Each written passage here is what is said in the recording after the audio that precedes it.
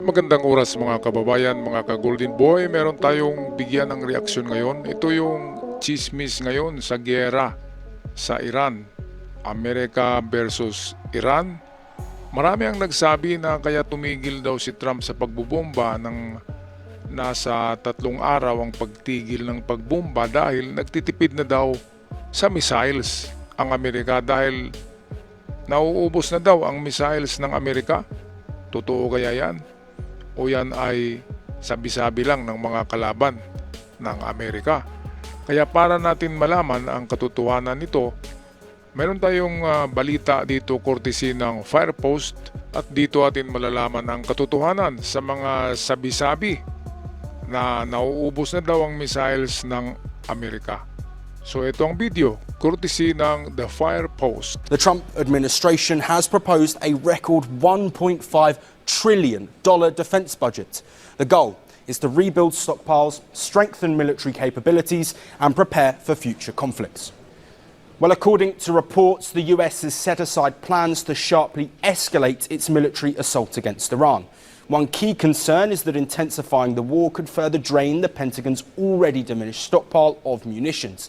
Even as concerns grow over shrinking inventories, Trump insists the US has enough weapons. But he says production now needs to move much faster. When I came here with Obama, he didn't buy ammunition. We had very little. And I got it built. Now, as soon as I left, they gave a lot of it to Ukraine. I mean numbers that nobody's ever seen before. So we're building it very rapidly. Plants are being built. A lot of equipment's being built. And the push is already gathering pace. Earlier this year, Lockheed Martin secured another Pentagon contract worth up to $35 billion. That deal focuses on quadrupling production of THAAD interceptor missiles over the next 7 years. Both the Patriot and THAAD programs are central to the administration's effort to expand America's defense industrial base. The Patriots in particular are being built. The THAAD system is going up. We have a lot. Every one of our contractors is building 4 to 5 plants right now. And we're in very good shape. But for some of the more sophisticated stuff, we'd certainly like to have more. Now, the Center for Strategic and International Studies estimates that the US has fewer than 1,000 Patriot interceptors and fewer than 250 THAAD interceptors available. The Iran war has brought the issue into even sharper focus. The escalation has put further pressure on an already stretched weapons stockpile.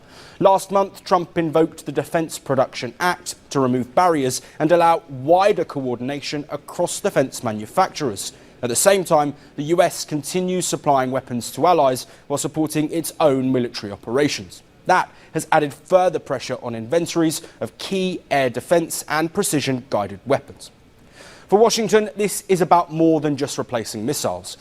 It is a race to rebuild the strength of America's defense industry. Because in modern warfare, victory depends not only on your firepower, but on how fast you can rebuild it. So ayan ang katotohanan mga kababayan. Hindi nauubos ang missiles ng Amerika bagkus lalo itong dumadami dahil quadruple times 4 daw ang pagpadami ni Trump ng mga missiles. So hanggang 2027 daw yan na programa ni Trump ang pagpadami ng mga interceptors, lalo na yung mga magagaling na mga klaseng missiles, yun daw yung ipapadami para ramihin ni Trump para sa deterrence o itong para ma-maintain ang pagiging number 1 superpower ng Amerika. Ganun naman talaga yun. Amerika ang pinakamarami talaga na armas. Lahat ng klaseng armas. Kahit submarino, Amerika ang marami. Yung sa Inchik naman, meron silang mga armas na marami, pero mga palpakis naman, di ba? Bumili nga ang mga ano niyan eh. Ang mga taga Middle East niyan, yung mga rebuilding mga ano diyan, insurgents, bumibili sa China ng AK-47 dahil mura, pero hindi raw pumuputok ng perpekto eh. Palpakis talaga, madaling kalawangin, madaling masira, ano bang klaseng mga armas yan. So ang sa Amerika naman ay kabaligtaran, ito ay quality arms ang ginagawa ng Amerika para talaga ito sa totohanang digmaan, mga kababayan. Kaya palaging kontrolado ng Amerika ang pagiging world power niya. Sumabuti na lang at ang Amerika ay kapanalig ng Diyos, no? Kung kapanalig ng Satanas ang Amerika, wala na. Tapos na ang kabutihan. Mabuti nandiyan si Trump na nagpupulis sa buong mundo. Nagpupulis para siya yung pulis eh. Ngayon, pasalamat tayo kay Trump. Kasi sa panahon pala ni Barack Obama, ay kukunti lang ang missiles natin. Siya na yung nagpaparami. At sa lahat ng presidente, si Trump lang ang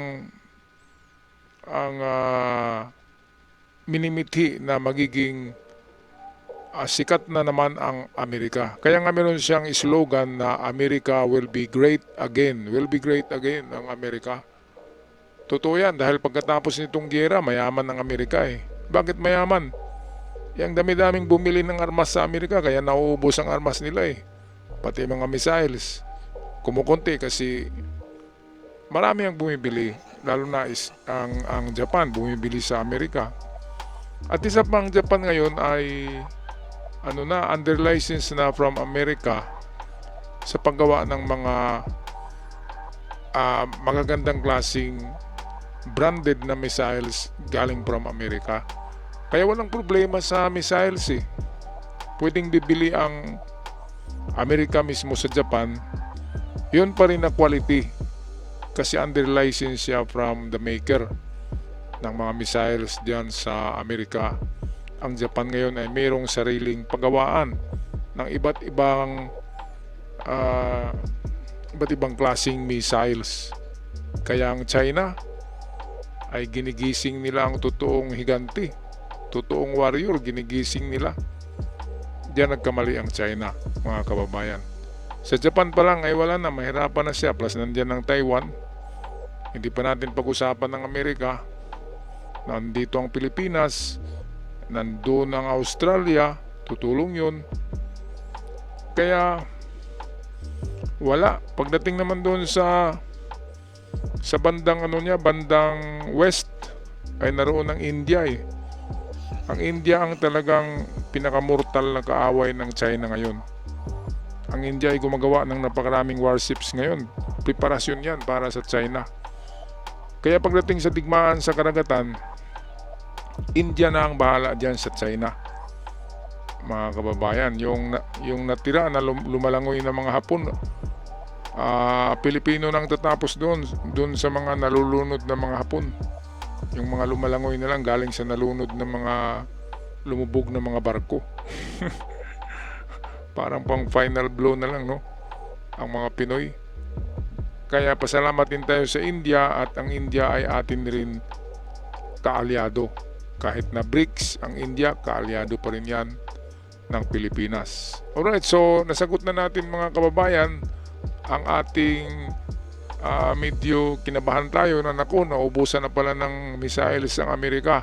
So ang kasagutan niyan ay hindi, ay lalong dumudubli ang dami nito dahil non-stop ang paggawaan ngayon sa Amerika ng mga missiles. Alright, so ako'y magpapaalam na maraming salamat. Hanggang sa muli at sa ating mga avid followers, ako'y laging sumasaludo sa inyo at maraming salamat sa mga bagong subscribers.